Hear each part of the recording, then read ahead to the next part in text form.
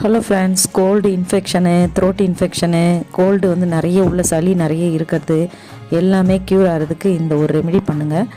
துளசி இலை, வெத்தலை, கற்பூரவள்ளி இலை இதெல்லாமே க்ளீன் பண்ணி ரெடியாக எடுத்து வச்சுக்கோங்க. அதை 2 பிச்சு வச்சுக்கோங்க. கூட பட்டை, கிராம்பு, ஜீரகம், மிளகு, இஞ்சி, கொஞ்சம் மல்லி விதைகள், ஒரு ஏலக்காய் இது எல்லாத்தையுமே தட்டி ரெடியாக வச்சுக்கோங்க. இலையெல்லாம் 2 நல்லா பிச்சு போட்டுருங்க. எல்லாமே தட்டிட்டு உள்ளே போட்டிங்கன்னா 2 டம்ளர் தண்ணி ஊற்றிட்டு 1 டம்ளரை வத்துற வரைக்கும் கொதிக்கட்டும்.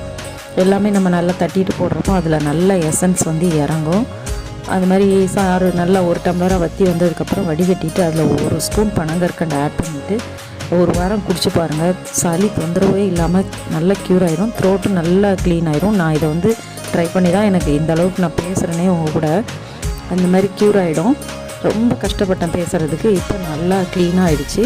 கொஞ்சம் சூடாக குடிச்சிங்கன்னா நல்லாயிருக்கும். த்ரோட்டுக்கு, தொண்டைக்கு இதமாக இருக்கும். ட்ரை பண்ணி பாருங்கள் ஃப்ரெண்ட்ஸ். தேங்க்ஸ்.